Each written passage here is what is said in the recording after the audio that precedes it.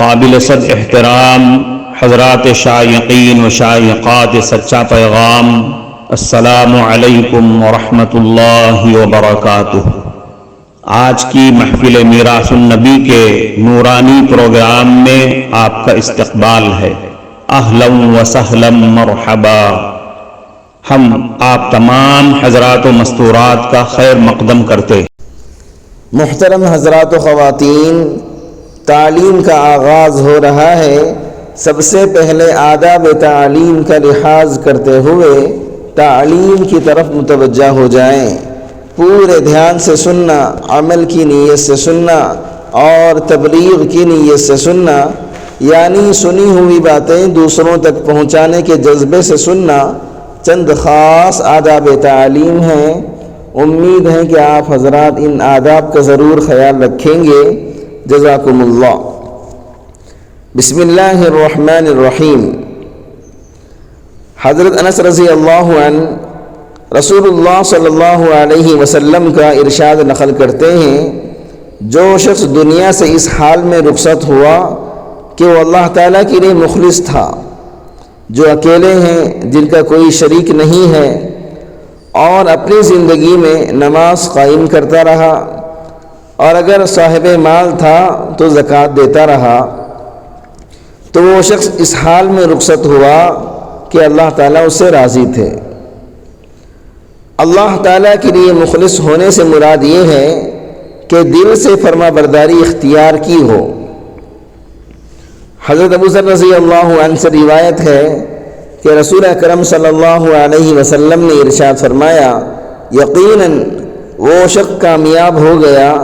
جس نے اپنے دل کو ایمان کے لیے خالص کر لیا اور اپنے دل کو کفر و شرک سے پاک کر لیا، اپنی زبان کو سچا رکھا، اپنے نفس کو مطمئن بنایا کہ اس کو اللہ تعالیٰ کی یاد سے اور اس کی مرضیات پر چلنے سے اطمینان ملتا ہو، اپنی طبیعت کو درست رکھا کہ وہ برائی کی طرف نہ چلتی ہو، اپنے کان کو حق سننے والا بنایا اور اپنی آنکھ کو ایمان کی نگاہ سے دیکھنے والا بنایا۔ حضرت جابر ابن عبداللہ رضی اللہ عنہما سے روایت ہے کہ میں نے رسول اللہ صلی اللہ علیہ وسلم کو یہ ارشاد فرماتے ہوئے سنا، جو شخص اللہ تعالیٰ سے اس حال میں ملے کہ اس کے ساتھ کسی کو شریک نہ ٹھہراتا ہو، وہ جنت میں داخل ہوگا، اور جو شخص اللہ تعالیٰ سے اس حال میں ملے کہ وہ اس کے ساتھ کسی کو شریک ٹھہراتا ہو تو وہ دوزخ میں داخل ہوگا۔ حضرت عبادہ ابن صامت رضی اللہ عنہ سے روایت ہے کہ میں نے رسول اللہ صلی اللہ علیہ وسلم کو ارشاد فرماتے ہوئے سنا، جس شخص کی موت اس حال میں آئی کہ وہ اللہ تعالیٰ کے ساتھ کسی کو شریک نہ ٹھہراتا ہو، تو یقیناً اللہ تعالیٰ نے اس پر دوزخ کی آگ حرام کر دی۔ حضرت نواس ابن سمعان رضی اللہ عنہ سے روایت ہے کہ انہوں نے رسول اللہ صلی اللہ علیہ وسلم کو ارشاد فرماتے ہوئے سنا، جس کی موت اس حال میں آئی کہ اس نے اللہ تعالیٰ کے ساتھ کسی کو شریک نہ ٹھہرایا ہو، تو یقیناً اس کے لیے مغفرت ضرور ہو گئی۔ حضرت معاذ رضی اللہ عنہ سے روایت ہے کہ رسول اکرم صلی اللہ علیہ وسلم نے ارشاد فرمایا، معاذ، کیا تم نے رات کوئی آہٹ سنی؟ میں نے عرض کیا، نہیں۔ آپ صلی اللہ علیہ وسلم نے ارشاد فرمایا،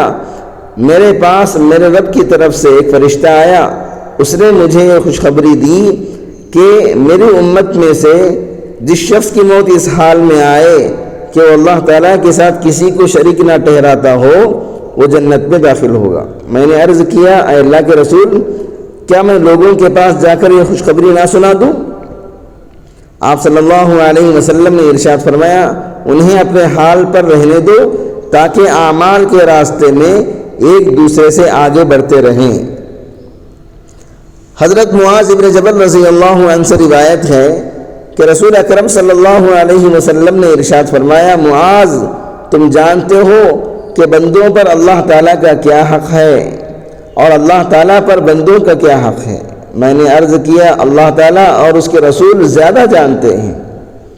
آپ صلی اللہ علیہ وسلم نے ارشاد فرمایا، بندوں پر اللہ تعالیٰ کا حق یہ ہے کہ اس کی عبادت کریں اور اس کے ساتھ کسی کو شریک نہ کریں، اور اللہ تعالیٰ پر بندوں کا حق یہ ہے کہ جو بندہ اس کے ساتھ کسی کو شریک نہ کرے اسے عذاب نہ دے۔ حضرت ابن عباس رضی اللہ عنہما سے روایت ہے کہ نبی کریم صلی اللہ علیہ وسلم نے ارشاد فرمایا، جو شخص اللہ تعالیٰ سے اس حال میں ملے کہ اس نے اللہ تعالیٰ کے ساتھ کسی کو شریک نہ ٹھہرایا ہو اور نہ کسی کو قتل کیا ہو، تو اللہ تعالیٰ کے دربار میں ان دو گناہوں کا بوجھ نہ ہونے کی وجہ سے ہلکا پھلکا حاضر ہوگا۔ حضرت جریر رضی اللہ عنہ سے روایت ہے کہ نبی کریم صلی اللہ علیہ وسلم نے ارشاد فرمایا، جس شخص کی موت اس حال میں آئے کہ وہ اللہ تعالیٰ کے ساتھ کسی کو شریک نہ ٹھہراتا ہو اور کسی کے ناحق خون میں ہاتھ نہ رنگے ہوں، تو وہ جنت کے دروازوں میں سے جس دروازے سے چاہے داخل کر دیا جائے گا۔ معزز شائقین و شائقات سچا پیغام، آپ کو اندازہ لگ گیا ہوگا کہ یہ مضمون کتنا اہم ہے اور کس قدر فائدہ مند ہے۔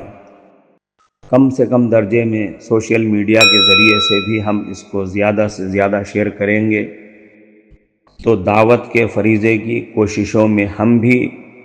اپنا کچھ حصہ ڈالنے والے بن سکتے ہیں۔ لہٰذا زیادہ سے زیادہ اس کو عام کریں تاکہ پوری دنیا کے ہندوؤں کی غلط فہمی دور ہو جائے اور انہیں یہ زمینی حقیقت معلوم ہو جائے، اور وہ اپنے اصل مذہبی لیڈر پیغمبر آخر الزماں حضرت محمد الرسول اللہ صلی اللہ علیہ وسلم کو ماننے پر مجبور ہو جائیں اور کلمہ پڑھ کر آپ کے ساتھ ساتھ وہ بھی جنت میں جانے والے بن جائیں۔